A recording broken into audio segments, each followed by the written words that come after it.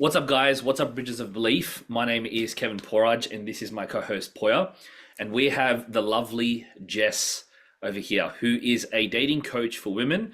And Poya has gotten to know her over the last how long? Yeah, it was like about a year ago when we got in contact. Mm. Roughly how old my second born son is. So Okay. longer than 8 months we've known each Okay. other. 9 months. Wait, it was May. I think it was May 2023. Mm. Yes, before I went on So that. Yeah.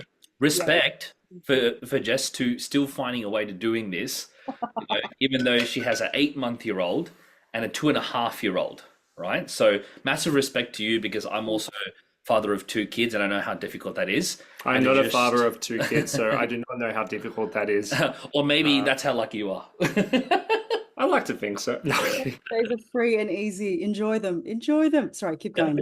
Yeah, absolutely, absolutely. So that's our intro. So Jess, let's just start off with what got you into dating coaching? Oh, what a question. I had my own dating coach back in 2015. I had my own dating coach and I felt really against the grain. I remember being under my doona in my mother's house. I was still living with my mom and I had the doona over my head and I was watching Matthew Hussey videos like late into the night. Right. Really embarrassing titles that I was really afraid someone would check my YouTube history and see. So things like, how do you get a man to like you? And like, what does it mean when he does this? And like, why didn't he text back? Like all that kind of stuff I used to research to the nth degree. Really? And Wow. then I just became really good at dating. Like I was almost an expert at it. Um I suddenly went from a super anxious person who it was like a millstone was tied around my neck because this one guy that I was obsessed with in Bible college. I went to Hillsong College in 2013 and 2014. I did and my aspiration was to be a worship pastor at the time. And I thought Bible college is bridal college, right? Like that's where I'm going to find my husband. Oh, I you love go. that. I laugh about it now, but I'm very proud of the vulnerability that I had at the time, and I speak about it with a lot of nostalgia. So I was obsessed with this guy, and I really wanted him to like want to marry me, basically. And I was trying to follow everything that the dating coach was telling me to do. And what had happened was that what the dating coach taught me had actually upskilled me and made me bigger, like in terms of my skill set, my confidence, my mindset. I sort of just up leveled in life. And I started to see this guy for who he was and that he was really not worth my time or my self-worth. And so this dating coach helped me upgrade my self-worth. And then what had happened was I became really good at dating and I realized the secret for women everywhere is to just be nice to men. Just be nice to men. That's like essentially what the secret is. And there's so much more to it. And Poya knows that because he is an amazing man that I will wax lyrical about later. I promise I will. Oh, that's so Yeah. I'm not just saying that. I have like a criteria list of why I love Poya. But anyway, but so much love for you. Um, but yeah, I had upgraded my self-worth, and then was the journey of translating and course correcting. Like this dating coach wasn't a Christian, but how do I translate this to Christian women everywhere who are asking me for all this advice? So they're like, hey, Jess, this guy sent me this text. What does this mean? Or like, I went on this date and and then he did this, and then I paid my half. Is that okay? Or like, I don't know, all these sudden dating scenarios came in my community And, and I'm and suddenly the go-to person for advice. Yeah. so just at this point, you learned all this stuff, you wanted this guy, but at this point you just said, because with everything that you learned and the confidence you built up in yourself, you Yeah. said no to this guy? It's a really long story. He was basically stringing me along for 6 months, and it was really anxiety provoking for me. And then I realized because the basic fact of him stringing me along for that long, that should have disqualified him like from the word go. But instead, Mhm. my self-worth was just being dragged along, and I still hadn't had the revelation that he wasn't worth my time. Yeah. So there I was just wasting like half a year of my life on this idiot. Like, no Yeah. offense to him if he's listening to this, probably he's probably not. But I guess no, not because of you guys, but because of me. But yeah, Just no, he I'm just I'm I'm selfishly um inquisitive about something because this yeah, is my area of personal development, right? I'm love just it. thinking from Yeah, a content perspective of yes. like I know when I've heard of Matthew Hussey's message, there's a lot of don't do this for a guy, don't put your Mm, self-worth down, this is what you're doing to mm, yourself. I'm yeah, curious as to completely different subject, but him saying that again and again and again yeah. of don't put your self-worth down, just repeating that message, because sometimes you feel like hearing that message sometimes with girls it just goes out one ear and out the other.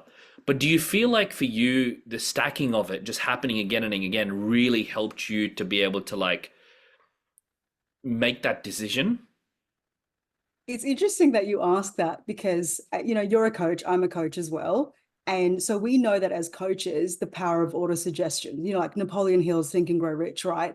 That in the place of autosuggestion, which happens in sort of the meditative state, they say 10 minutes before you go to sleep and 10 minutes just as you wake up, you are just in a really suggestible state that if you're repeating over and over again, you are enough, you are enough, you are enough, you are enough, you attach it to a really powerful a piece of imagery, a visual, and you also have a lot of emotion behind it, then that can be that create a new neural pathway in your brain. So I'm very aware that that could have happened to me, but for the experience that was Jess in 2015, it was like night and day. I was like, oh, I get it now.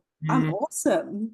Why yeah. am I wasting my time with this scumbag who doesn't see my value? Like Oh, it was like night and day for me. Yeah. wow, wow. Yeah, and continue with your story. Yes. Yeah. So, yeah, yep. Yeah. So the process of trying to adjust secular content into Christian content, or like what do you call it? Like trying to find biblical references. I know that sounds really dodgy, but I guess what I'm trying to say is I think I've done Dateability now for 9 years, and it wasn't Oh, always called Dateability. I was personal development blogging, and writing about my dating experiences and really desperately trying to, what do you call it? Like names have been changed for protection, like with the asterisks, right? And so I was doing a lot of that. And what had happened was I went from 17 men in 2015 asking me out without any dating app. So I just go to a gig, start a conversation with a guy, and he was attracted enough to me and I to him, and then he would just ask for my number. And it was just kept happening over and over and over again. And I was like, oh, I get it now. Like, men just want women who are nice to them. Get it now. I really love men. The Lord in his providence gave me two boys. And so now I'm just like I'm on team boy. Like I really, really feel for the men because ah, yeah. the mantle on my life as a mother of boys to like raise my boys into not just marriageable men, but like God-fearing, integrous gentlemen. Yeah. So like I get really annoyed when I see women who lack integrity or women who use men. And I was definitely that woman, back in the day. Like I was telling Coach, you've had Josh Badu on your podcast very recently. And I was saying to him about how I used to be the girl who would go on, I don't know, 5 dates a fortnight and basically use guys for a free dinner or a free coffee or a free lunch, which is terrible. I know, please don't hate me. But that was old Jess. And then I started to um, get confronted about my lack of integrity in dating. And so like, yeah, went from completely invisible to all the men in my church to like, oh, this is how you create volume and this is how it happens, to, okay, Lord, I really want to find my husband now. And I was seeing casually, there's so much in this. Like everything I say has like a story and Yeah, context. yeah, yeah. Like, The thing that I can't like as I'm listening to Jess, yeah. um, first of all, just when I'm speaking to you, you just have such a good energy around you. I get it. I get it. I get why you could um you Bring go volume. somewhere and you bring in that type of volume, and it's something that sometimes you can't put into words, and that's why it's a full-time job for you, and it's not as simple as, even though the simple advice is it's not, you just got to be nice. I'm Yeah, sure there's a lot more to that, because I'm way sure more. it's not that simple for girls to do that one thing. It's just like, the truth is, what I always say is, the truth Yeah. is, for guys, Yep. you actually got to be yourself. Like, Yeah. that's actually it, Absolutely. right? But Yes. it's so difficult to be able to explain how to be yourself, because you got to unlearn all the things that are not actually you. But anyway, coming back to it, the thing I can't help but think as you're sharing this is, all the first of all, dating in the Christian world, even talking to a girl, talking to a guy in church is weird. Oh, Being a Christian dating coach, yeah. Yeah. like, honestly, like, there's so much that you're already navigating. Just the journey of people thinking it's weird. Like, I became a life coach and people thought it was weird in the church. Oh, yeah. We're Imagine such being like a anomalies. dating. Oh, Yeah. I Yeah. don't know. What was that experience like, kind of navigating that whole, terrain of people thinking this and people thinking that, and it's a taboo topic, but still finding a way to make it a business and make it your full-time job, and how people's perceptions turned around, and maybe even your parents' perceptions. What was that whole game like? Oh, wow. What a loaded question, first of all. Coach to coach, like we know how yeah, we're just anomalies in the community, and we stick out, like, and not necessarily all the time in a good way. But I think for me, so I don't know if you guys are familiar with the Enneagram, but I'm an Enneagram type 4. Oh, You same. are you the same? Yeah, God, I love ridiculous. you. It's fun. Um, I Um, don't know about Enneagram, but I've heard about it a lot. You're Yeah. type 3, I reckon. Right, right, Yeah. right, right. yeah, right. I kind of like was obsessed with it really recently, and I just emailed all my private clients and I was like, you must take the Enneagram. I need to know more about you. And I would do it after I coach with them for a significant period of time, because I didn't want to typecast anyone. But as an Enneagram type 4, I thrive on being a bit different, and thrive on being not accepted, like not accepted, a little bit on the outskirts, a little bit weird, because I'm like the starving artist that nobody understands. Like I make fun of myself because for ages I was like, why do I always feel like I don't belong? Or why do I um, why am I like worried that I'm not special enough? Like all these really stupid things that would go through my head. And now that I've read my Enneagram type 4, description, I'm like, oh, okay, cool. I feel a bit more relaxed now about myself and the way God made me. Right, right, right. Um, but in that being said, I was very blessed with a community at church when I was a single girl. So like I probably had my dating renaissance at like say 26, 27, Right. which I feel was quite late. I wish that I'd had it at 23. Like I could have a busload of kids right now, but I don't. So um, um, but because I had my dating renaissance at 26, 27, I was part of a community where there were lots of single people, and a lot of people were looking for answers. And one of my like Gallup strengths, like one of my top Gallup strengths, is relator. So like I thrive on connecting with people, making people feel comfortable, making people feel like special around me. And I really do love people. I really love seeing the soul of a person. And so maybe that was combined with, hey, just be nice to men. But what I was doing unconsciously was seeing into the soul of every man I was talking to. So every man would feel seen around me, which is why I had the results that I did back in the day. So Feeling um, self-conscious. yeah. um, Yeah. but yeah, so and so like because I was in a community of singles who were like hungry for answers, and I was friends with a lot of people, they just sort of took to it like ducks to water, and they were like, oh, Jess, I hear you're doing a dating coaching thing. What do you think of this? And they would sort of trial their problems on me and ask me for advice. And I got it wrong a lot of the time. Like it's not like I got it right. Some people said I was awful, like right in the beginning. You're like, why?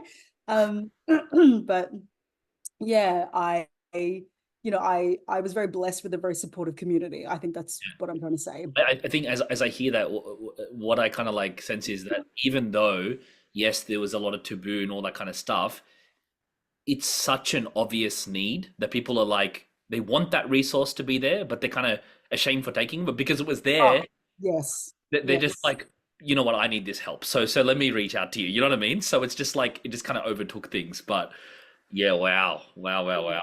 Yeah. Absolutely. And I'm definitely everyone's best kept secret. Like when I say everyone, I mean all the clients that I've worked with who really did love our time together coaching. They're like, can you please change my name? Can you please use an alias? Don't like scrub out my face. Like, I don't, like Poy's been on my Instagram. You've seen how a lot of the time I don't have many um public testimonials because people are so ashamed that they saw a dating coach in the first place in order to have that help. But there's Mm, so much historical context behind why it's so hard to find your person today, especially as a woman. mm, And I did listen to a lot of, I didn't listen to all of it, but a lot of what your conversation with Josh Badu was about how, men have certain struggles themselves. And I was like surprised. I was like, oh, really? Do men really struggle with that? Wow. Oh, Jess, uh, great I think stories. men have all the power, but you guys think women have all the power. It's so funny. yeah, it definitely is like that. I'm sure. I was actually going to ask you, Poi, this, like on your perspective, and then I'll ask you as well, Jess. Yeah. Poi, what do you think, right? Like, Mm. actually, no. When I reflect on this, I think I get an answer to this, but I want to hear what your first perspective is. Like, who do you think it's harder for? I think it's harder for the person who doesn't want to do the work. Oh, I don't think it's gender oh, specific. Because like no matter what, you're gonna have problems, right? It's really just like comes down to the individual. It's not even a gender thing, it's a mindset thing. So I notice a lot of victimhood in okay, yeah, Okay, okay, I'm yep, yep, that's yep. so like okay, so I'm friends with a lot of single Christian women yeah, who are fantastic, who are great. yeah. And all I ever hear when it comes to dating is like, why don't guys step up more? Why aren't they more confident to ask me out? Where are the guys? I never hear them thinking about what can I do? What do I need to work Mm. on? That's such a good And I answer. always say to them, you just focus on the guys. What do you need to do? Where's your relationship with God at? And they're like, oh, like it could be better. I'm like, so do you think it's a problem with the guys or do you think it's a problem with you? And then I usually refer them to Jess. That's not even a joke. It actually happens like once a month. Um, yeah, I'm I'm there for you, Jess. I go, I'm repping you. But yeah, that's on the female side. On the male side, I get guys like girls just want a guy 6 foot or makes heaps of money, and I'm like, I look at all the beautiful women at church, and I look at their husbands. I'm like, none of them are 6 foot. They make Mm. average salaries. I don't think that's it, chief. Like, and then I say to them, like, you just talking about what girls are doing, and the issue is them. What can you do? Where's your relationship with the God? And they're like, oh, yeah, man, I haven't like touched my Bible in a week. I'm like, bro, like, and it's not like in a condescending way, but it's like, and I've been that guy. I was that guy. I still sometimes am that guy. Mm. But I think the common thing I notice is the victimhood. It's when you point the finger at someone else. First, you got to point it at yourself. Remove the plank from your eye before you remove the speck from your neighbors. But those are my thoughts. Yeah, no, Oh, I absolutely that love was awesome. This is why I I love Boya. absolutely love that. And I think that definitely is the most accurate answer because I always see such a strong correlation between the people that don't have the results and the complaining they do. Mm. Always the case. I love your eyes are closed. It's always You're the like in the complaining zone. because I've got particular faces in my head. See the visual. When we close our eyes, we see the visual. Sorry, keep going. Yeah. I'm actually right now visualizing your future clients, Jess.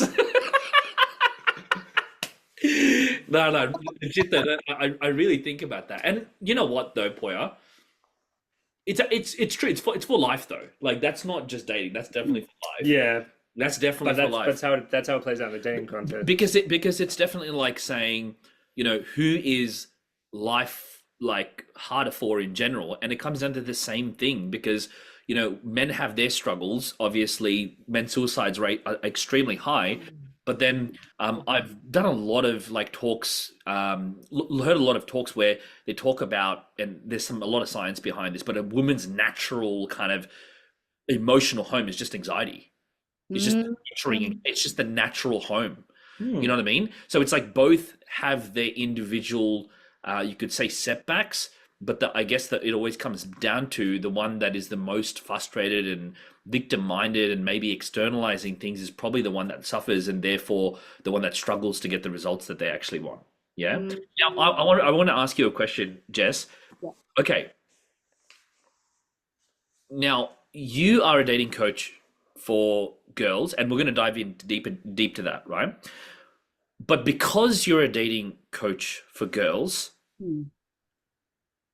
would you say that you would have a lot to contribute, or you'd be like you'd be even, let's just say next week I threw you into being a dating coach for men. Ooh. Would you, how much would you say is transferable? I actually do coach men at the moment. Yeah, okay, nice. But I have a very, so it's like 80-20. So 80% of my clients are female and 20% of my clients are men and couples. Yeah, And I find men very refreshing to coach yeah, because I think when you coach women, the nature of femininity is responder, like receiver, supporter, enhancer, and the nature of masculinity is leader, provider, protector. So that's why, as a woman, and also as a woman dating coach, I feel like men have more power because men are the ones who ask, men are the ones who do the asking. So it feels like you have the power. But if a woman isn't being receiving of your asking or your energy, you feel like, well, I can't ask her then. Like there's no, she's closed the door in my face. So, but in answer to your question, I would love to coach men, and I really love coaching men. However, I am very honest, and I'm very, I hope, self-aware that there's a lot of holes in my knowledge. There's a lot of gaps in my knowledge for coaching a man. yeah, Yeah. yeah. Yeah. Humble, love it. How is it different? You know how I just said masculinity, femininity, the different energies that God has created us as, well, his design is very differently. It's also different in the sense of biology. So this is where I have been behind the scenes, probably in a little bit of an anxiety spin about how honest I am about my points of view. Like, like I don't like saying that I'm right leaning politically, but I probably am. And at the same time, I'm very willing for a left wing person to give me a nice laid out argument and then to be convinced and I hope that by being right leaning, I am kind of like logical and fair and like willing to listen to the argument. Sorry, what was the original question again? I just like went on a How is tangent. it? How is it different? And then you How mentioned is it the different? biology, and then you're kind of you lean between both. Yep. Yeah, so it's different in the sense that men have more time than women to develop Oh, romantic yep. relationships, I would say. Right. And I say that with 100% confidence because the women who come to me have been indoctrinated by the feminist movement in the sense that they've put career first and marriage and motherhood have been treated as an afterthought, Oh, which yeah. is fine if you have no interest in having children and you just want to get married. I have girlfriends like that. I have clients like that. All power to them. That's fine. But if you are a woman who dreams of being a mother and a wife one day, you can't pussyfoot around. Like you have to prioritize it from age 25, I would say. Mhm. Yep. And Wow. I feel very scared saying that because I've been attacked on social media because I've said similar things to that. Genetically, by age 35, there are a lot of risks that women take if they decide to have children after from age 35 onwards. Yep. That's just biological fact, and it Yep. doesn't mean there aren't I keep using the word anomalies, or there aren't exceptions to the rule. Like maybe your grandma gave birth at 45 years old to a perfectly healthy baby. Yep. Great, all power to you in your genetic line. Yep. But most women, they will take a lot of genetic risks if they experience childbirth after age 35. And so if a woman really wants marriage and motherhood, she needs to prioritize dating for marriage. And my course, Romantic Intelligence 101, plugging it, sorry, Romantic Intelligence 101 is the fast track to course correct this, fast track to date for marriage. Um, yeah, Right. that's all I can say. But yeah, Love in terms of how is it different, men have more time and men have more time to get into their stride, it. I Mm. would say. Um, that's all I have so far, but I'd love you to poke at me right now. Yeah. Yeah, yeah, yeah. Man, I have so many topics to dive into. Yeah. Go for Oh, it. Go for it, Brian. okay. Go for Well, it. I'm curious, Jess, like what are the is there a common thread between a lot of the women who come into your coaching program? Is there like, is there like a common barrier they have that's preventing them from having dating success? Mm, Yeah. The the narrative that I hear a lot with women that I coach is there are a lot of really quality women out there, but not as much quality men who are doing the work. Like, pretty much what you said. yeah, like they feel like men aren't really doing the work and I'm doing all the work, so why aren't men doing the work? Yada yada yada. That's what they feel is true. And sometimes it is true for those particular women, and it's a matter of creating so much volume that when I say creating volume, I mean meeting just huge volumes of men, Sales. starting the conversation, being nice to them, having enough of an engaging interaction for him to ask her out, to feel comfortable enough to ask her out. And if she does that routinely, like she meets 2 new men a week, she will find her husband. Like just by pure probability and chance, she will meet her husband. Yeah. Yes. Does that answer the question? Yeah, it does. And I like that you said men just want women to be nice to them because as you said that, that really hit me hard. Because I think I noticed that a lot of, not a lot, but some of the Christian women I'm friends with that are around my age bracket that are single have almost, and I get it. I think there's been some pretty crappy men in the past, and I think particularly the Me Too movement highlighted a lot of men who abuse their power and abuse women with their power. But I've noticed that there is like this disdainful view of men and a disrespect towards men.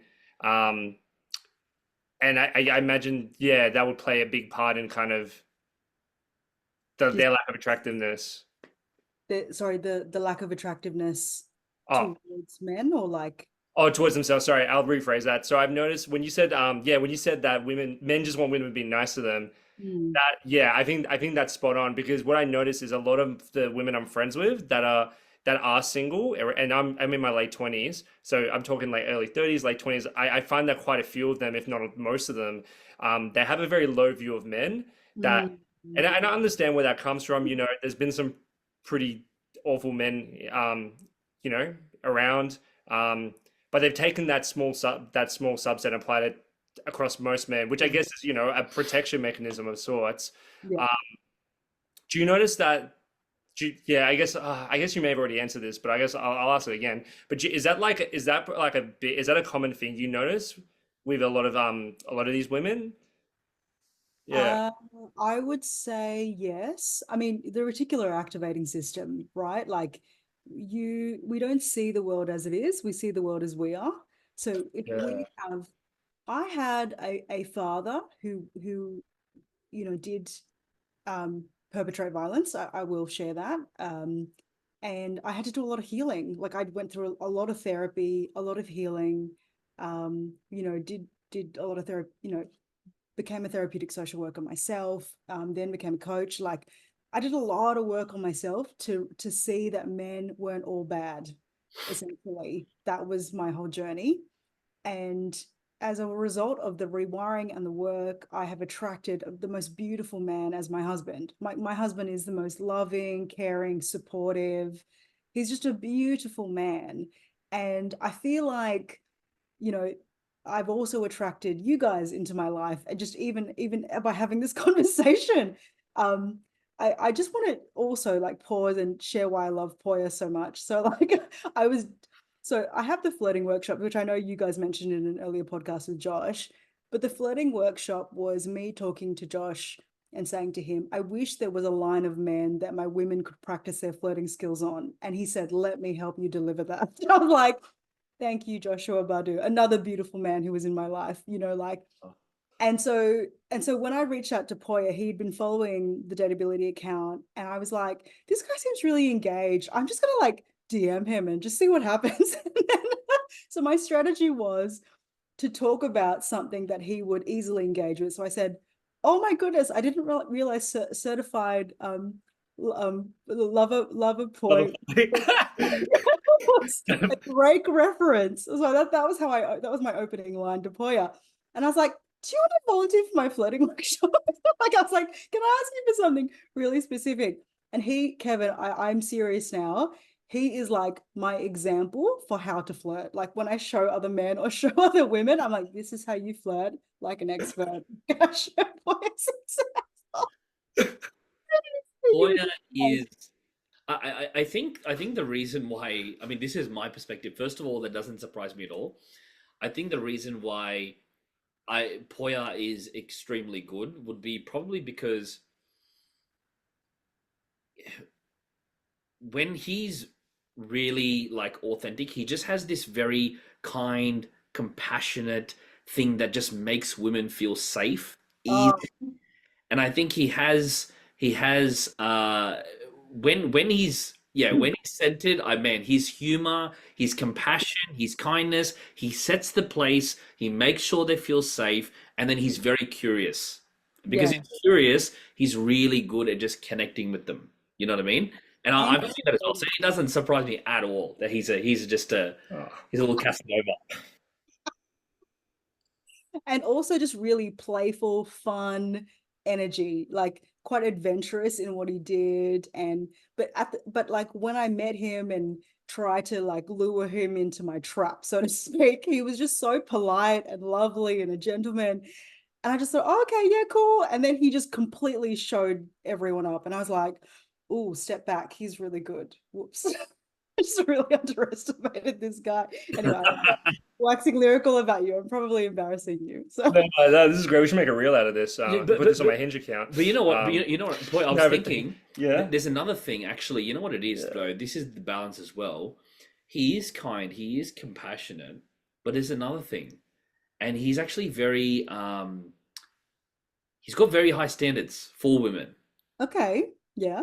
So he's very picky about who, this is what I see, right? What about Very them? picky about, because not often will you see someone who's very kind and compassionate, but also has the assertive, like, I'm going to pick who I'm going to be with, Yeah. right? And I have very high standards, and if you don't meet this criteria, then I'm not going to be able to be with you, right? So Mhm. often you won't see that combination, but I think because you have both, that Mm. makes you the perfect blend of the masculine and feminine as well. Oh, thanks, Fer. Thanks. Does that make Thanks. sense? Yeah, You it know what I mean? does. I feel like I actually learned something about my. Yeah, wow. I don't even have words. I feel very vulnerable now in a good way. Like I feel very loved right now, and it's when my head's down. It's like I'm overwhelmed with love right now. So thank you guys. Dang. Oh, I love you, bro. I'm like, Receive. that's like you're great, Jess. You're honestly like you really see people, and you're probably one of maybe the most charismatic person I know.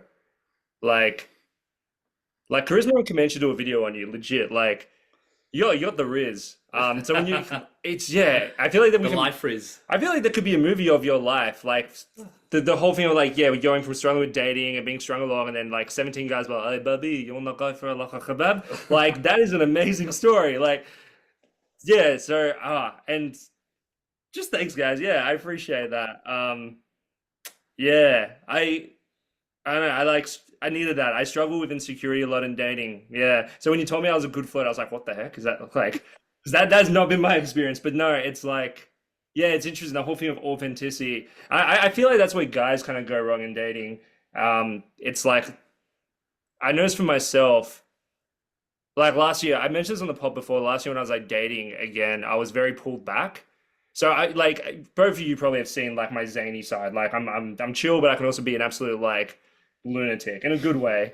For sure. Yeah, and like I pulled back a lot on a lot of dates last year because I was scared to like be too intense. And yeah, and I noticed when I was doing that workshop with you, Jess, I was just like, whatever, like, I'm just gonna be myself. And yeah, and I think a lot of guys struggle with that. A lot of guys kind of like pull back and they don't.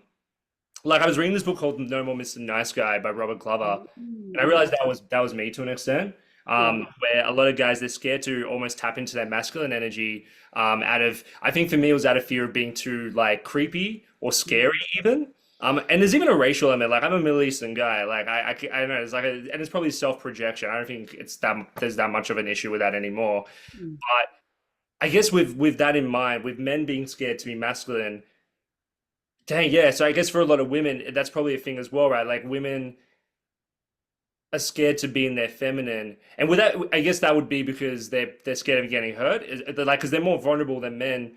Um, scared so how am I trying to articulate this? Sorry, You're trying to doing get. it really well. Yeah, you're doing it really well. Oh, thanks. Take your time. Yeah, yeah. I feel like I've got a cheer squad on me. Like for men, I feel like the consequence is more reputational, Mm, um, rather than physical. yeah. So, for example, I know some guys are scared to even talk to a girl, so like I don't want to get me too and things like that. Mm. I have a theory that for women, it's more of a physical threat. Like, What if I get bashed or what if I something? get bashed? What if I get into an abusive? What if this guy becomes abusive and then like I'm stuck and I have kids with him and I can't escape? He's in control of finances. What do you guys think about that? So you reckon like they actually like this is if you were obviously this is a generalization, Yeah. but as a broad generalization, you feel like that's the subconscious kind of like maybe even light toned narrative that's playing in the head that's probably stopping them from being themselves in the interaction. Is that what you're saying? Yeah, and then specifically in terms of masculine and feminine energy, I Mm. noticed that with a lot of women who have been hurt by men, they're very aggressive and they can be very assertive and very like I don't need no man and very like I'm a boss bitch. Sorry for swearing. Sorry God. Like and I know oh yeah, a lot of guys have been but then I don't know. Yeah, what are you guys thoughts on that? Do you think there's something there? This is kind of me just like openly postulating and just throwing ideas out. I mean, I can respond. Yeah, what are your thoughts, Jess?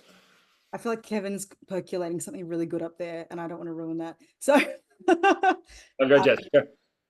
I think so I talked about historical context. I touched on that briefly. I recently released a reel on this. And so just really quickly, the four historical movements would have been first, I talk about the feminist movement, which taught women career comes first, marriage and motherhood is a maybe, or marriage and motherhood is an afterthought, which then encourages women to map out their lives like men because they haven't given birth yet. So they have no idea what the very blatant biological sex differences are until they become mothers or parents, however you want to put Mm, it. Then yeah. what happens is the other historical movement is the sexual revolution, which brings in the contraceptive pill, extricating sex from reproduction. So now in the culture, dating is synonymous with having sex outside of marriage, right? So if I said, because I actually was dating That's so deep. four, I was dating four men at once, four Christian men at once, who were all marriage minded. But when I say I was dating four men at once, people think I was sleeping with four men at once. I saved sex for marriage. Like 30, age 31 was the first time I ever had sex with my husband. When I say dating four men at once, I meant talking to, going on dates with, exploring my connection with, exploring to see who was going to be my husband one day. So that's what I actually mean. And in 1920, that was the norm.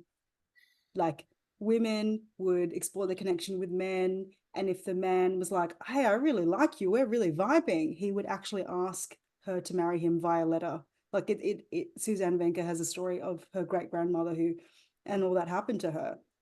And so what I'm trying to do with my work is bring back casual dating, but that removes the sex part because sex should be reserved for the marriage covenant, as we all know as Christians.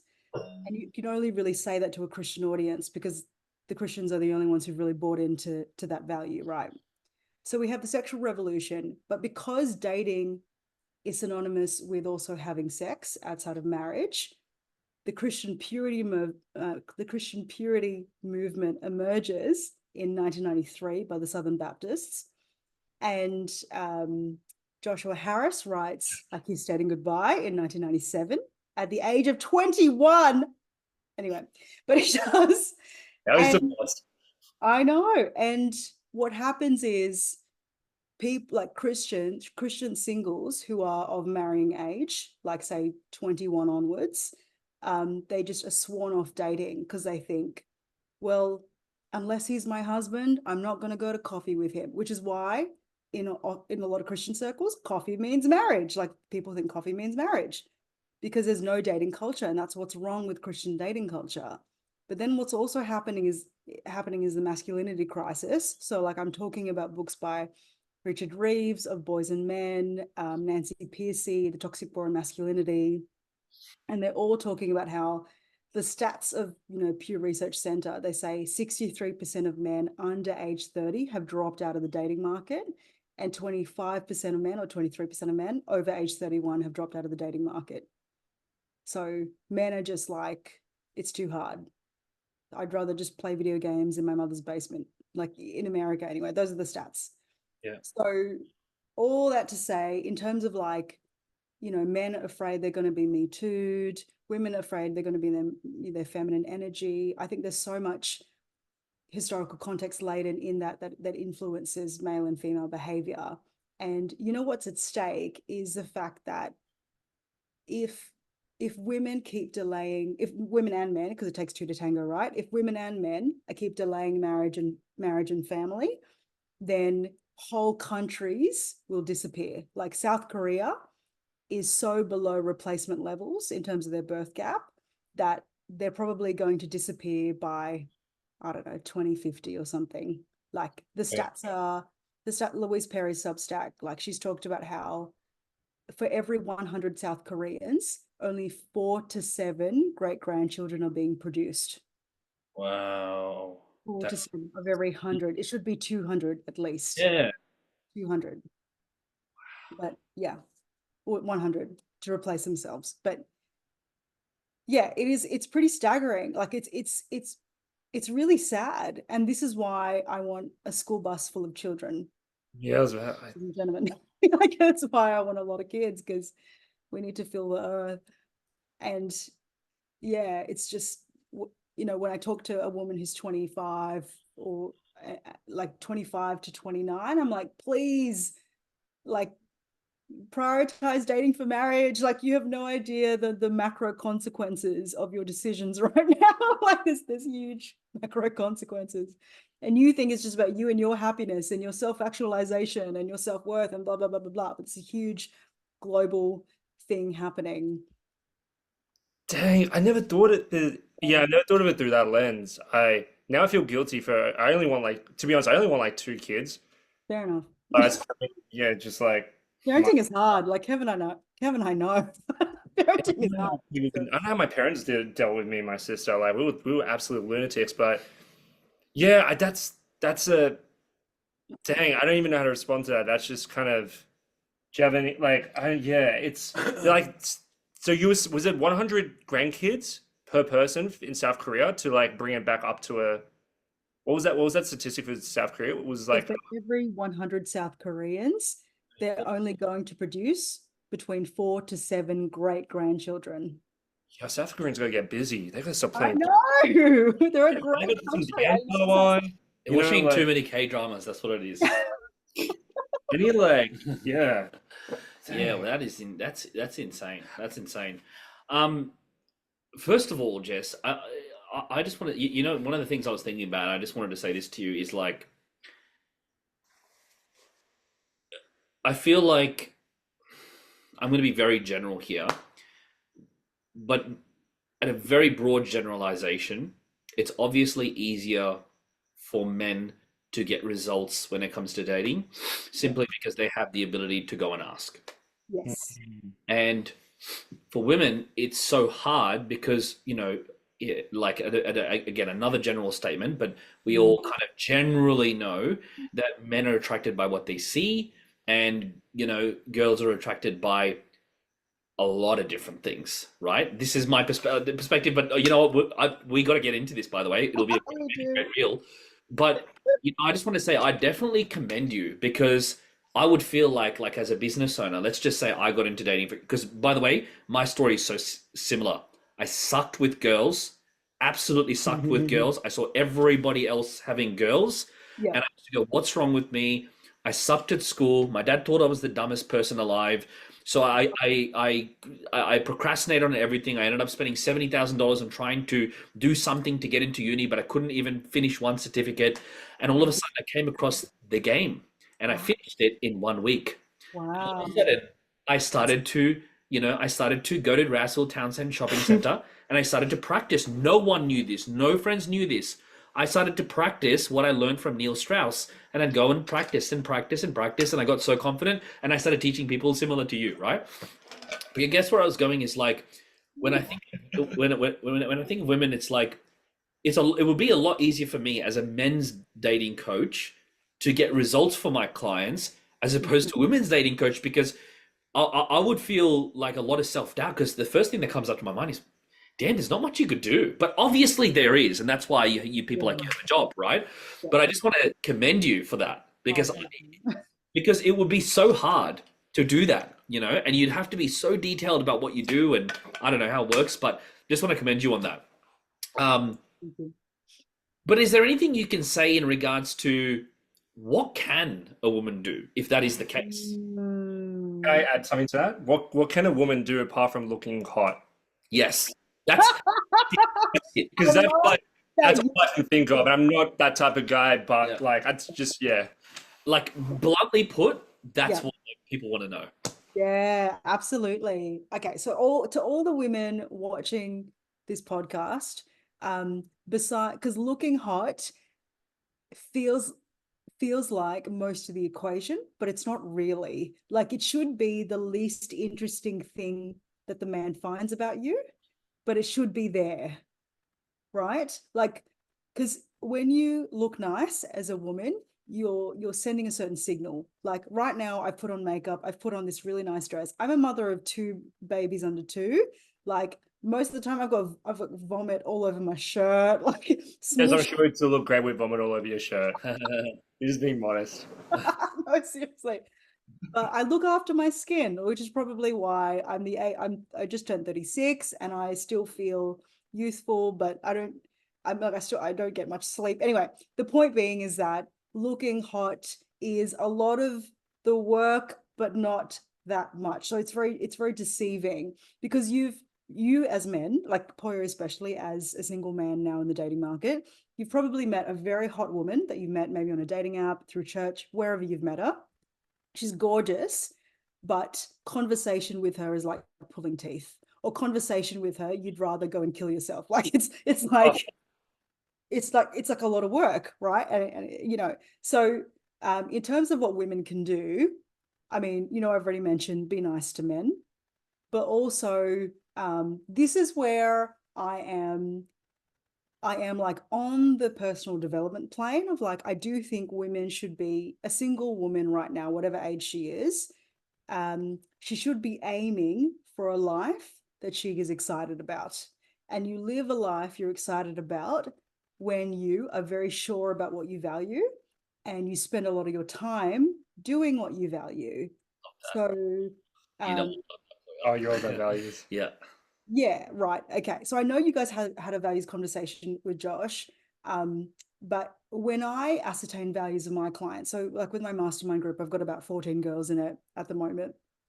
And so sometimes we have, when I have a smaller group, because like not everyone can come 1 month, I might do a values elicitation. So then I might ask, what is your idea of a relationship nightmare? Like I want to know, let's go way to the opposite. What's your idea of like, this is the worst relationship I've ever been in my life? Like, what does that mean to you?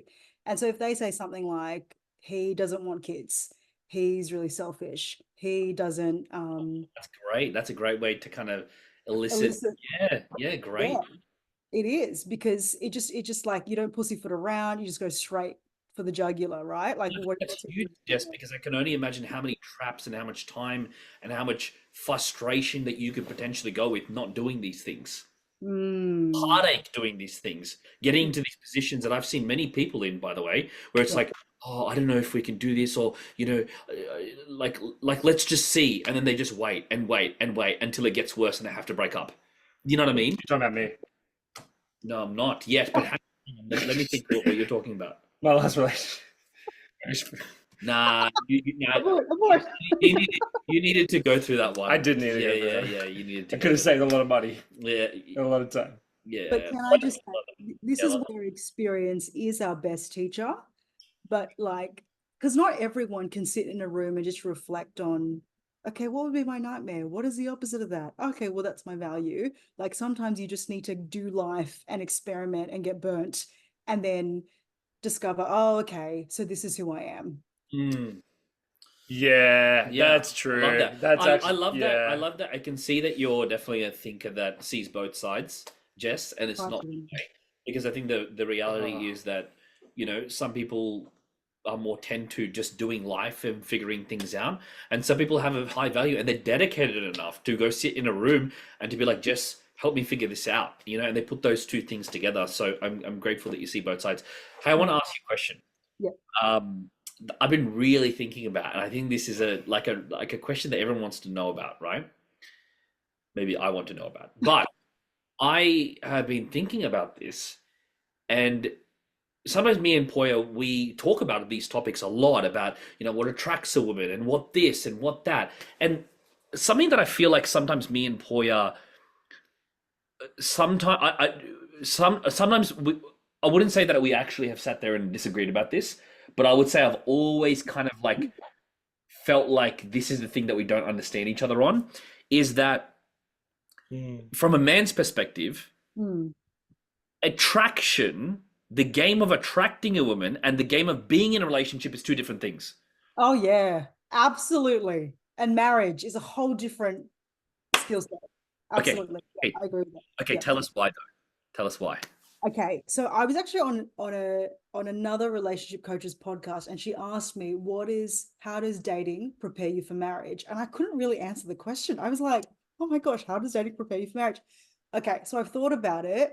And in terms of, okay, we've split it into three phases, right? Attraction, then actually like early dating stages to engagement, we'd say, and then marriage. The only reason I can answer this now is one, reflection, but two, I just became a prepare, enrich facilitator. So do you know what that is? Ah, right. I Yeah. know prepared So, rib. so coaching engaged or pre-engaged couples to have the best marriage they can have. So basically marriage preparation coaching. And I love it, love it, love it, love it, love it. It's awesome. So in terms of attraction, the game is like more personal development, knowing how to be a good listener in conversation, knowing how to put your best foot forward, image management. I know that sounds awful, but image Mm, management, like sort of marketing of oneself. I yeah, did yeah, a lot of work on that with my girls. Um, and then when you're in early dating stages, it's about vulnerability modulation.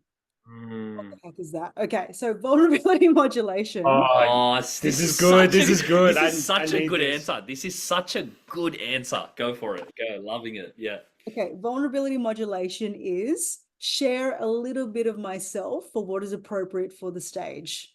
So share a little bit at a time. Or I like to call it titration. So okay, I was doing hinge prompts with my mastermind girls, and one of them was what was the prompt? I remember what I said, but it was something like something that not many people know about me.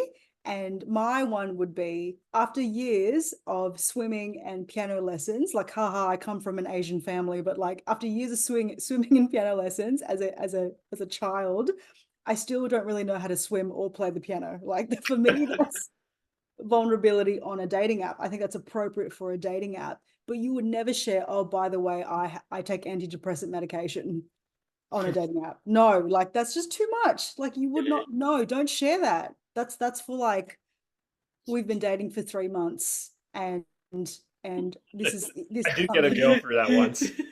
So what? Like I told her I had ADHD, and then I'm on what was I on? Oh, Concerta, and she's like, I got ADHD too. Can I have your number? And then they forget to put it in. No, we put it in. We put it in. We went on a few dates. Didn't work out. Lovely girl though. Don't know if she's listening to this, but she was a lovely. We weren't right. Just we had different views on things, but she's cool. She's great. But like literally, yeah. But in a Yeah, general sense, yeah.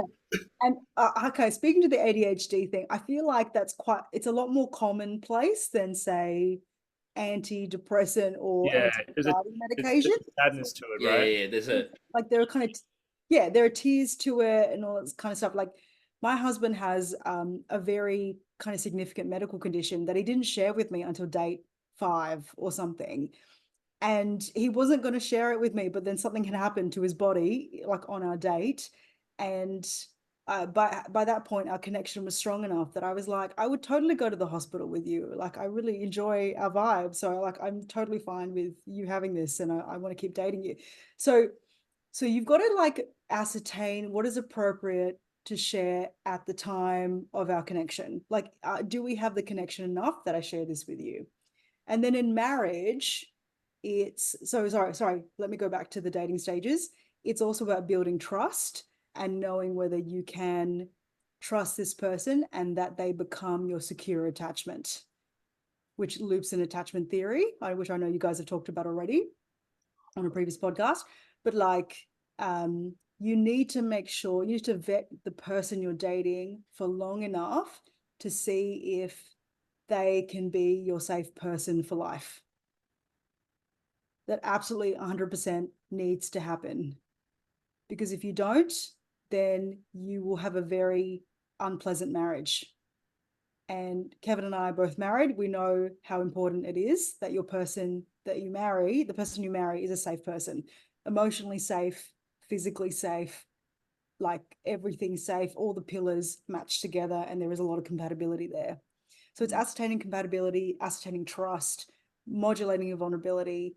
And then in marriage, it's about like, how do we be interdependence? Love is interdependence. How do we be one together and create a family and an empire of love on our covenant of marriage? I feel like there's so many like quotes you can take from that, like the like vulnerability modulation. What was the first? Oh, there was something you said at the start that like blew my mind. I can't remember. Titration, No, before that, there was something. vulnerability, and No, before that, yeah. We'll have to find Like the replay. marketing oneself, image management. Before that, it was like at the start of that. Oh, I like it was so good, and I didn't. I wish I wrote it down, but I mean, I can send it to you when I really listen to the episode. But you said something. But then the last. Oh, what was the last thing you said? Yeah, Empire of Love. I love that idea. That's a yeah. Wow. Like, there's something I wanted to ask you, Jess, and I wish I asked it earlier. I had it in my head and it kind of slipped out. yeah. It's something that we touched on a little bit throughout this episode, but I want to do a bit more of a deeper dive into it. Where does God play a role in all of this? Talked about the psychological and sort of like behavioral aspect, but what's the spiritual aspect? this is the hammer you brought in last time. Yeah. Yeah, remember this? Remember Jamie you brought it edited last out time? actually out of that episode, so people didn't get to hear it. Right. But that was my moment. But yeah, no, yeah, where does yeah. The short answer to that is that the Bible starts and ends with a wedding, and there's a wedding right in the middle as well, right? So that's the first thing I want to say. Like Adam and Eve, then Song of Songs, Mm. and then the Revelation, like with the bride of Christ. Yeah, with the bride of Christ. Yeah. Only a Christian dating coach will will find that out. I knew about that. No, of course, Just yeah. Go Yeah, on, yeah. no. So, like, is God a romantic? I actually think God is a romantic. Absolutely. I do think he is. And I don't think that, you know how, I mean, Poya, you've listened to my first podcast, which I only released very, very recently, but a lot of married people would make fun of single people when I was single and say, "Oh, Jess, you're idolizing marriage." Like they would say, "You're idolizing marriage," and Oh, Jess, can I share a story? Can I shame a couple? I'm gonna shame them. Shame a couple. They're in ministry. Should I name the church? Nah, I won't. I'm not like really that close with them anymore. I love them, but I'm gonna call them out. There was a couple I knew, okay, at my old church in the hills. Lovely Caucasian couple. It was a very white church. Call me a racist. I don't care. Come at me. Cancel me. Don't cancel me, please. I need my job. And they were lovely, but very conservative. And like they were all over each other. Like I remember when my third week of joining that church, there's like this little alcove, and I didn't know many people. When I went there to like say hi, and they're like kind of making out, and I'm like, oh. The Anglican church of all places. I'd be like, Pentecostal church makes sense. Just joking. I love Penties, by the way. You guys are goats. No, yeah, like they were very conservative. So it was kind of weird that, and I think they denied to this day. But I 100% know what I saw in my eyes. They were making out. Anyway, cut to a few. That's 2014. We cut to 2017. They're married. the husband's in ministry, and he's a great guy. Like probably one of the most loving people I met. Genuinely, like will try to connect with anyone. Really good guy. Um, but sometimes isn't the most emotionally sensitive. Sometimes. So this is the situation. So I went to his 21st and I met this girl. Actually, my friend was into her, but I didn't really know. And then I started vibing with her, and then he left and kind of was mad at me about it. And I'm like, well, it's a what are you gonna do, bro? It's like you're going against SoFi Liverpool, you're gonna lose. But like we're vibing. I messaged her to be like, you want to get like we should get a group together to hit up Auburn, get some Turkish food. She didn't reply. I was like, oh, okay. And then we're at like this is a few weeks later. We're at like this friend's house, and this couple is there, and the same friend whose grass I cut was there as well. And we're kind of like jokingly arguing about it. And then this couple mentioned they knew her. I'm like, yo, could you like set me up? Like, please. And I'm gonna use code names. We'll call them Sally and Jack. And I had this other friend. We'll call her. Well, she actually listens to the podcast. She's great. I love you, by the way. If you figure out this is you, you're amazing. You're a great friend. Please don't get mad at me. We'll call her Andrea. Okay. Andrea was in a relationship at this time. Yeah. So Sally and Jack were talking, and I'm like, oh, can you like set me up with this girl? Like, can you help a brother out? And then Sally's just like, Poya, like the Bible, Poya, like I'm not gonna set you up because the Bible says it's better to be single, and I want to remain true to that. And then my friend, and I can't remember what code name I gave, so I'm gonna change it. Andrea is like, just nods like, yeah. And I'm like, home diggity dog. Y'all got married at 23. Y'all were making out in the church alcove when I just joined, and I didn't know anyone, and you made me feel safe.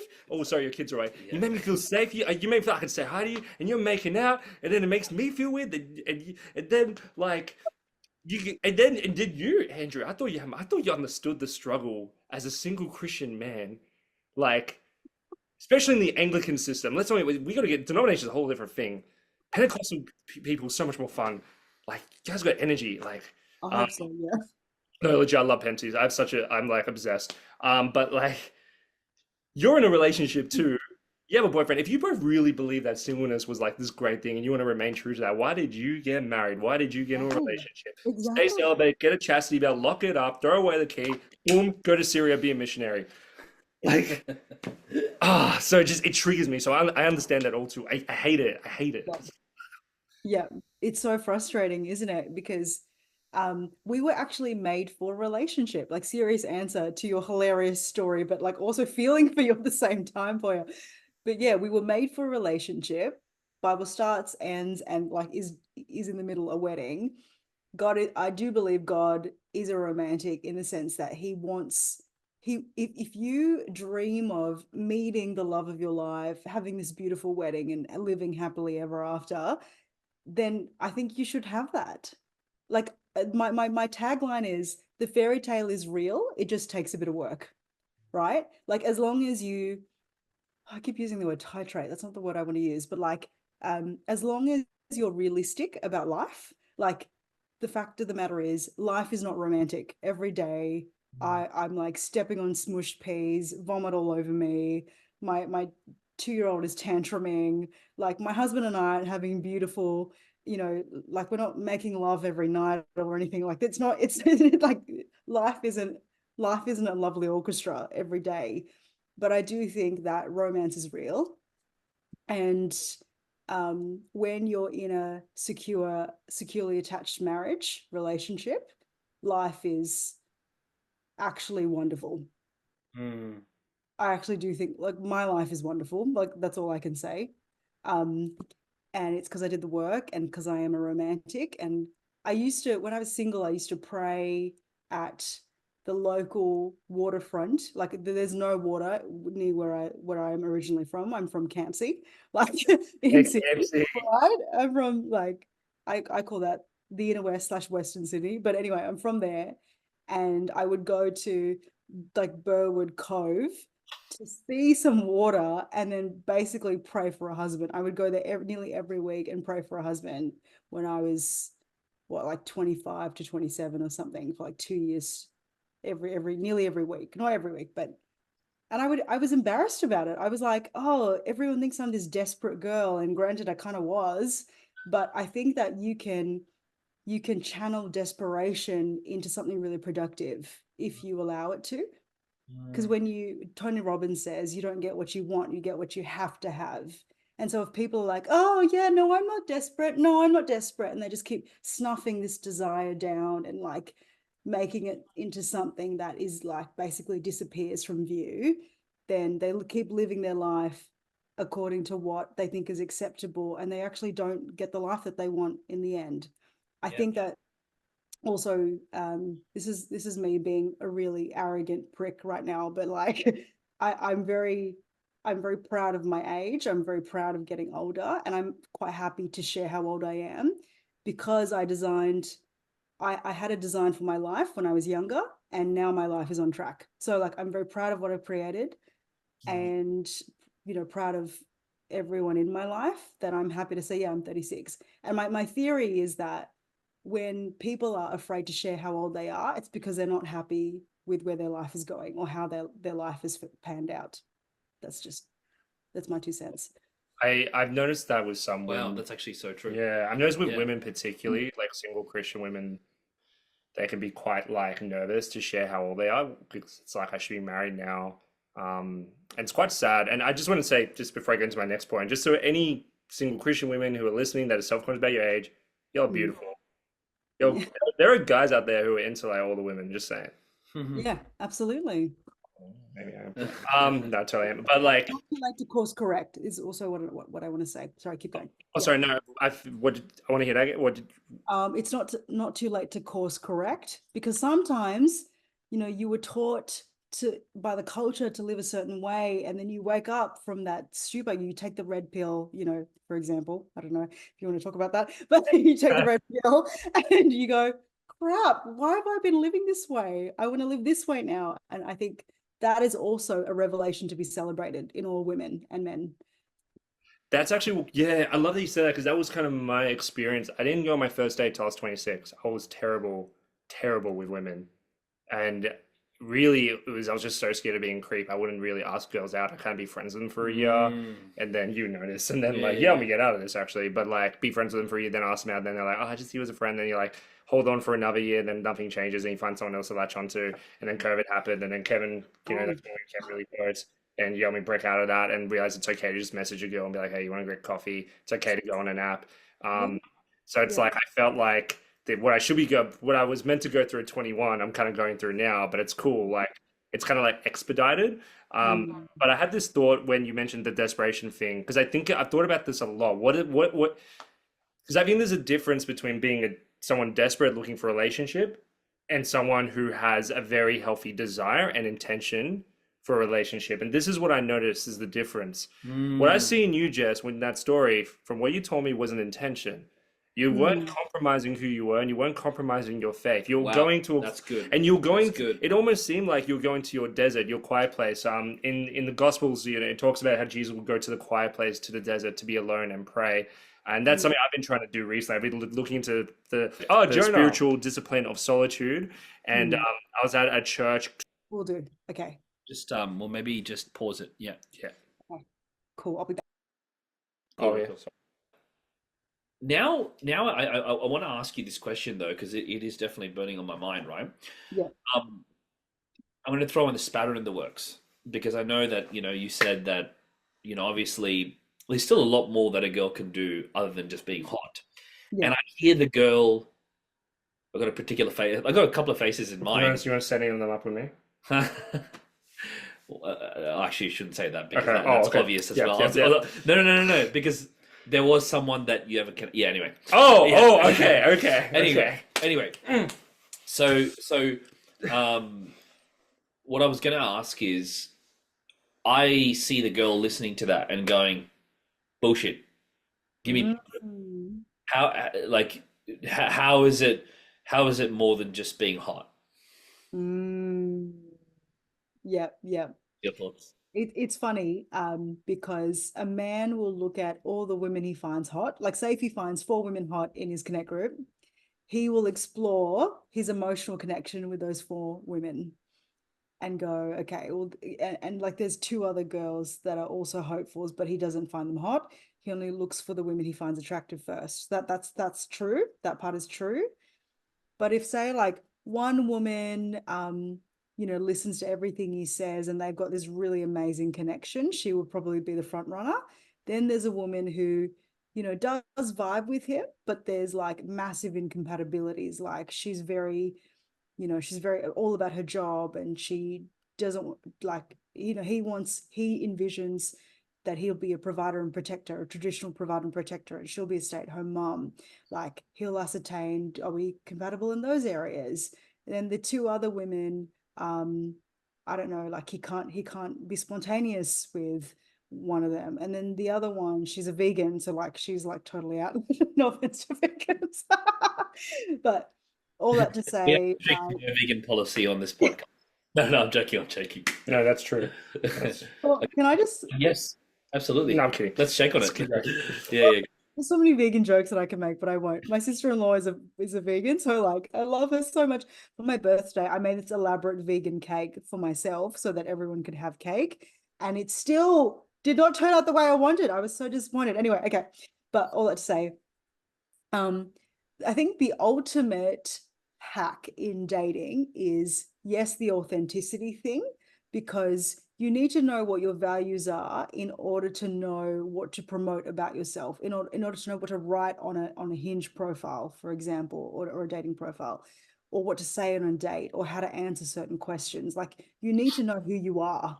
Yeah. And then once you know who you are, you need to know how to market that Yep. to the best of your ability, right? And then vulnerability modulate and all that kind of stuff. Being hot helps in the sense of like you have a wider funnel of men that you'll attract that will be exploring their connection with you, and you can in turn explore your connection with them. So yes, being hot helps. Yes, it does.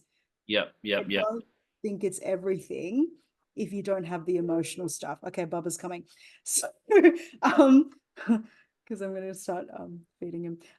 Yeah. So what else did I want to say about that? Because like I was reflecting on it as I was feeding my baby, and how like being engaging in conversation. Also, like you boys just said that I was charismatic, but really I think it's like makes a big difference for sure. Yeah. Like being genuinely interested in people, because when it's like, say, Poya, like you meet a girl, she's like average level attractive, but she's really charismatic and interesting and really great listener. You really vibe, you have a soul connection. Does her attractiveness go up or down? Yeah, that's a difference between me taking a Hungry Jack's or taking her to El Jana. Like if she's Caro, she's going to El Jana. I'm not to. If she's Poya takes someone El Jana, he's getting married. No, it's Frangos is getting married. El Jana's engaged. Oh no, I mixed it up. Sorry. Anyway, no, but yeah. So actually, I was talking about this with one of my friends. You know Joel. Shout out to my boy Joel, big Samoan guy. I love him. Oh yeah. Joel's like, oh hey bro, yeah. But we we're talking about how like if you like a girl, like look, we rate girls. I don't buy this whole. I don't rate girls. Most guys do it, and I think it's girls rate boys. Like it's the same thing. Sorry, keep going. Yeah. Yeah, exactly. And like I know I'm a solid like. I was gonna make a joke about 1 out of 10, but honestly, like I know I'm an 11, so we'll just. Absolutely, yes. Jess, you're the best. I should have like an earpiece and have you like on the phone when I'm on dates, just to like keep affirming me. Amazing. You are God's gift to women. Sorry, keep going. But like, yeah, we were saying like we would rather a girl who's a 7 out of 10 that's like on fire for the Lord and amazing than like a girl who's like a 10 out of 10 that like is just bland. And I've had that experience at church, like even I 100% agree.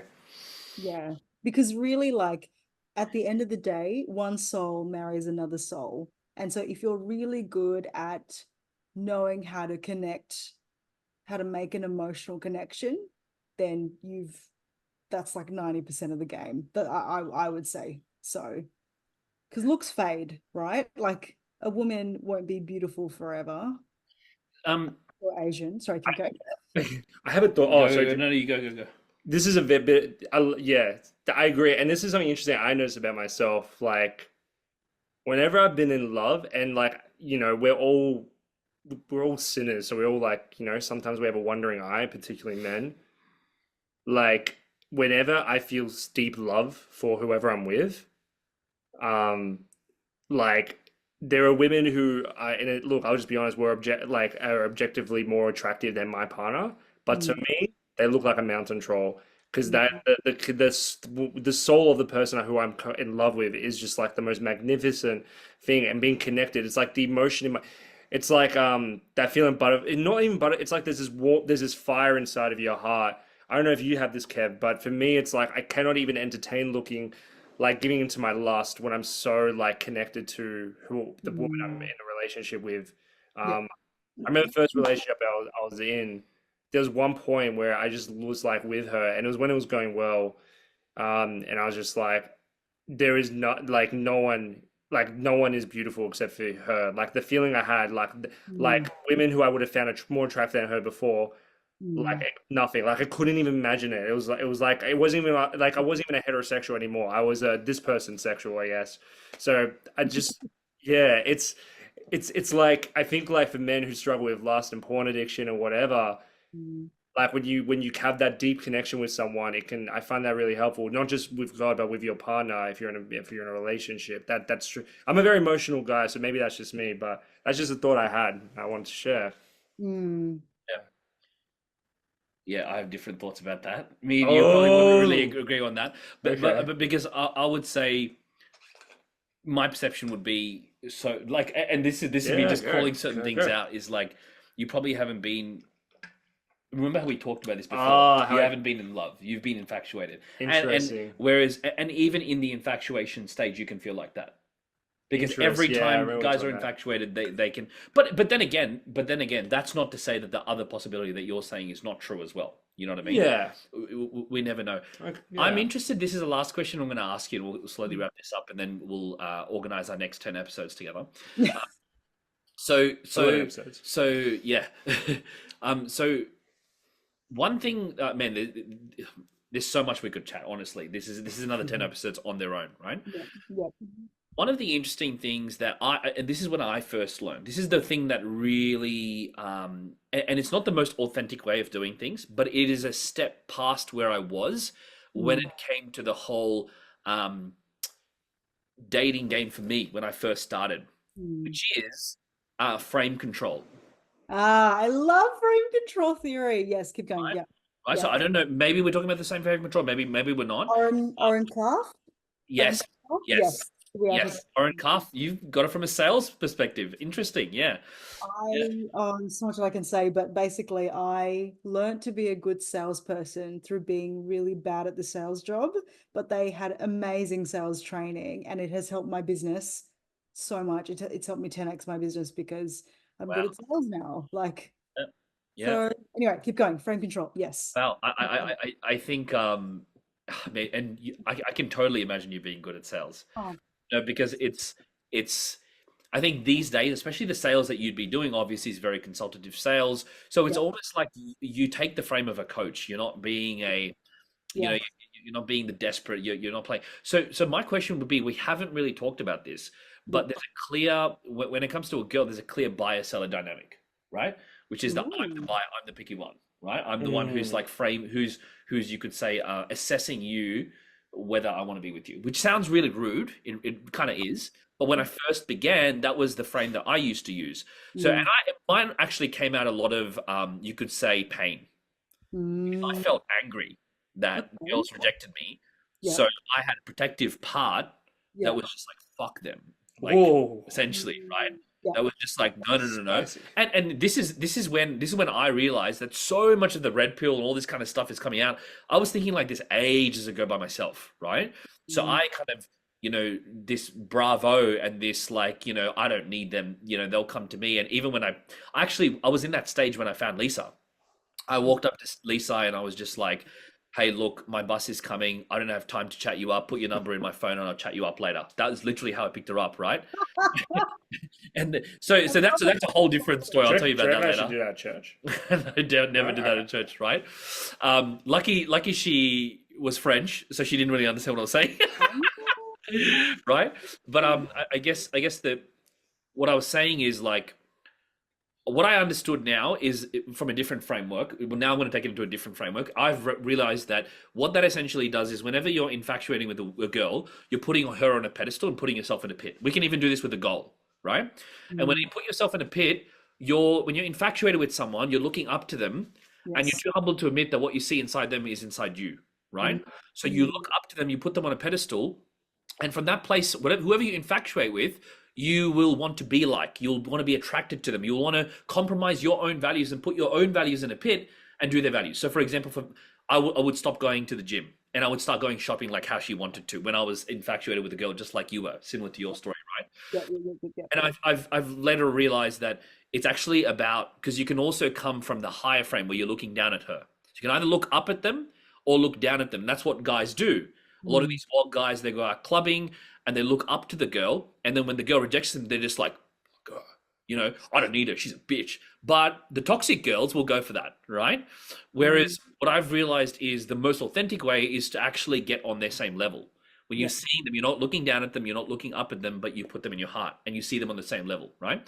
Now, Mm, separate to that, before if we rewind this, that's the more advanced way of thinking about it, which is authentic, because you're looking at them, you're coming from your heart, you're being authentic, you're not looking down, you're not looking up.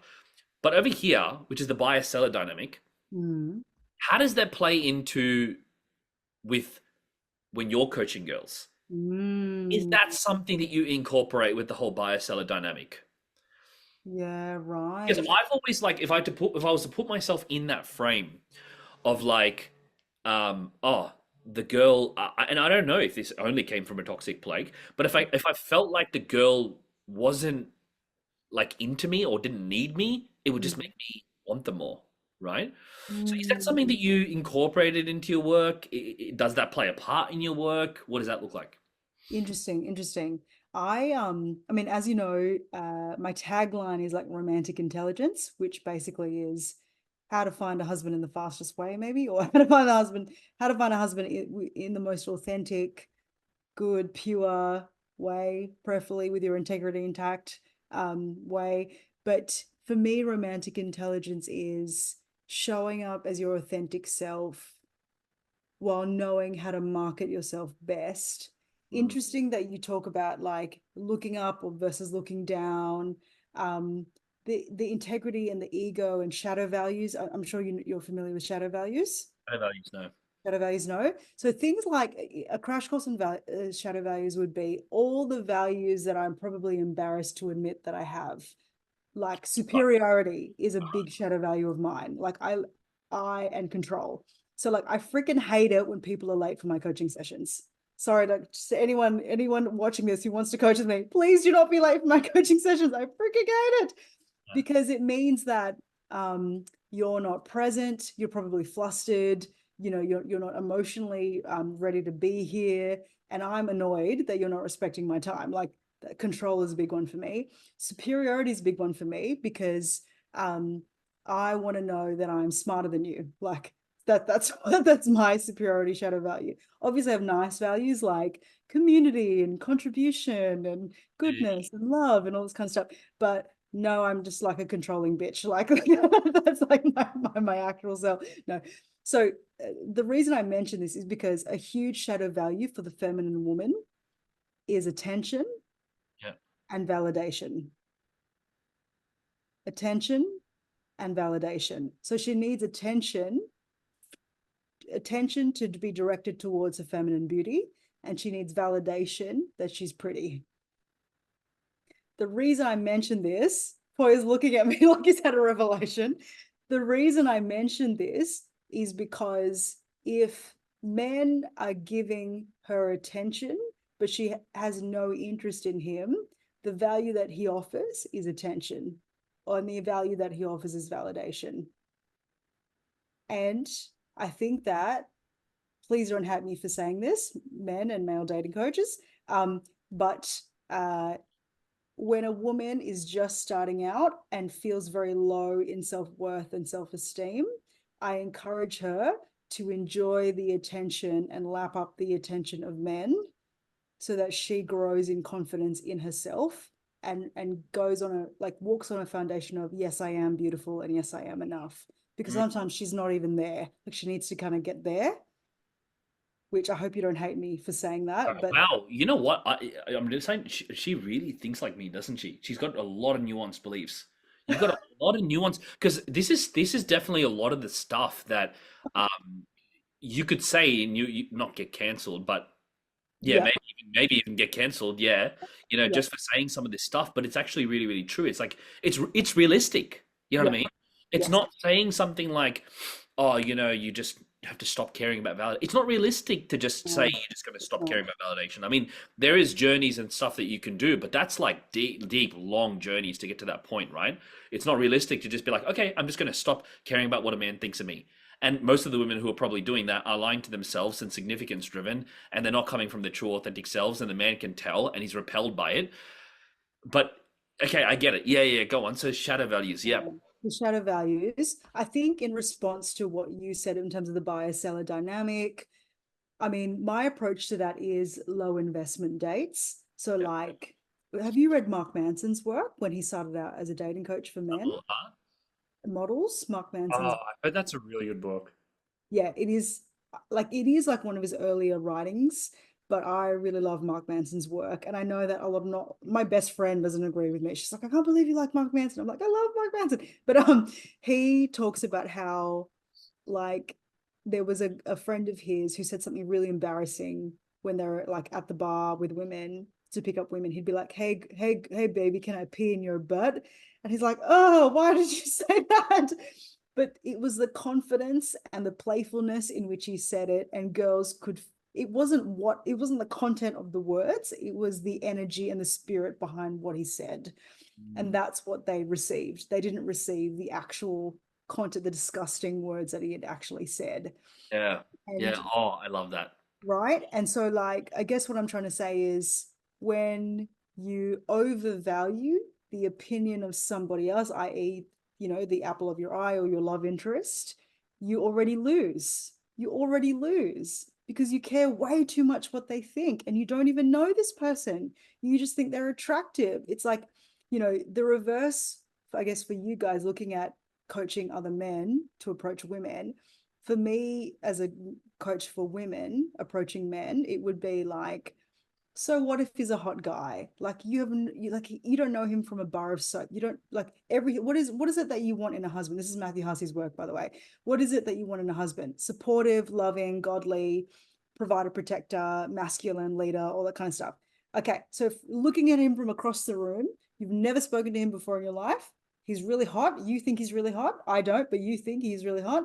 What is he in that list that you just shared with me? Is he a provider, protector? She's like, well, I don't know. Okay. Is he a leader? I don't know. Is he supportive and loving? She's like, well, I don't know. I'm like, exactly. So go and talk to him and figure all that out. And like, it's from that place where it's just really just about acknowledging another soul in the room. And I think that's where my own confidence comes from when I approach random people on the street. I used to take women out, this is before I pre-kids. I used to take women out just to approach men. I'd be like, okay, pick a man in this park. I will approach him right now. She'd be like, him. I'm like, okay, running all the way to him. Hi. I don't know what I said. I'd make up stories. I'd be like, hey, we met at that party last week. Do you remember me? He's like, what? Who are you? I'm like, do you remember me? We Just woke up make together. No, up. Sorry, say it again. I was like, we woke up together. What? That reminds me, you did a similar thing. We used to do a lot of that. Yeah, a lot of approaching. We Yeah. need to trade stories, me and Kevin. But think about coaching respective men and women. But all that to say, like, I think people respond more to the spirit and the energy behind the words that you're saying. Like they respond to your spirit. They don't respond to what you actually say in terms of the content. And like, I don't know, like whether you approach it from here or there or wherever, like what matters is you putting that stranger in their rightful place, or that love interest in their rightful place, as in like a stranger who I don't know yet, who I'm curious about, and just approach it from that place. And you become a lot more confident when you stand in that revelation of like, I don't know you, and I'm just curious about you. So hi, would you like to volunteer for my flirting workshop? That's just there And it is. wonderful friendship. Oh, I Beautiful, love beautiful, that. I love that. beautiful. So we're going to finish off with two questions, two quick questions, and we'll wrap fire this, and we'll end up. Oh, What, sinks. what does really quickly? What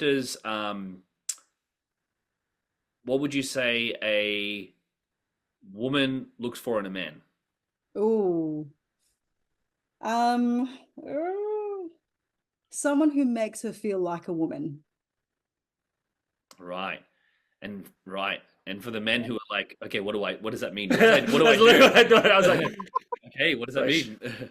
Um, from a physical perspective, someone who's taller than her and makes her feel physically smaller and makes her feel like he can protect her and obviously provide for her down the track if they get married and have kids together, but also makes her feel sexy and feminine and light and makes her feel beautiful. Yeah. Okay, beautiful, beautiful. Right. And your advice for a girl who's kind of in that place where they feel desperate and they're like, man, I need to find the one. What do I do? Do my course, RQ 101. No, no. I mean, yes, but I think it depends. Other than go work with Jess. Yeah.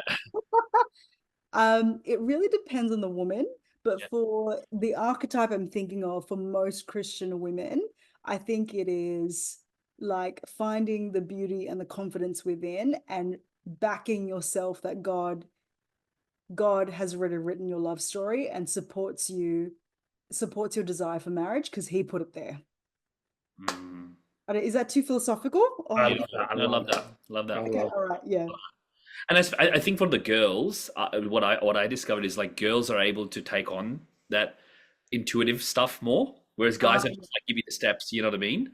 I've always Yes. found that with coaching, the Yeah. girls are the best to coach. My girls, they're the best to coach. Oh, They're great. great. Guys, it takes a little bit more work. The more feminine of a nature they have, the more they can absorb those concepts. But Jess, it's been absolutely great having you. We got to do this again. There's so much to learn from you, and we just felt amazing having you on here. And I'll let Poya take this. Oh, sure. Jess, you are like the coolest. Like, honestly, like every time I meet a Christian girl that's like Australian Day, I'm like, you gotta hit Jess up. You gotta hit. And we're gonna put a link there, like to Jess's whole thing, Dateability. It's like, it's awesome. I love your page, Jess. I love what you do. And you're just awesome. I'm just grateful for your friendship. And I'm just grateful for like, yeah, just on a personal level, just affirming me and like just for your wisdom. Like, I've only just got back into the dating market after some time off. And everything you just said in the last 5 minutes, I'm like, whoa, okay. Yeah, so many Yeah, things I I'm didn't like- even know, by I'm the like, way. yeah. Yeah. And I learned so much too. Wow. yeah, and you're doing the Lord's work. Like this is your ministry, and this is like legit. I feel like you're almost. It's what is it? What's the? There was a problem. Like Christian dating is messy and it's weird, and there isn't a lot of good material on it. And here you are. You're like leading the way. Like it's like you're almost what Tony Robbins is for self-help. I actually feel like you are for Christian dating. Like Oh, so wow. legit. Like I see that too. Yeah. yeah. I see that too. So Thank you. and I think you're like the way you talk about your sons is really beautiful. The way you talk about your husband is really beautiful, and it's like it's just proof that there's awesome women out there. Like I like a guy like if any guys listen to this episode, you can't be like girls ain't nothing because like Jess is freaking awesome, and there's so many great women like Jess out there.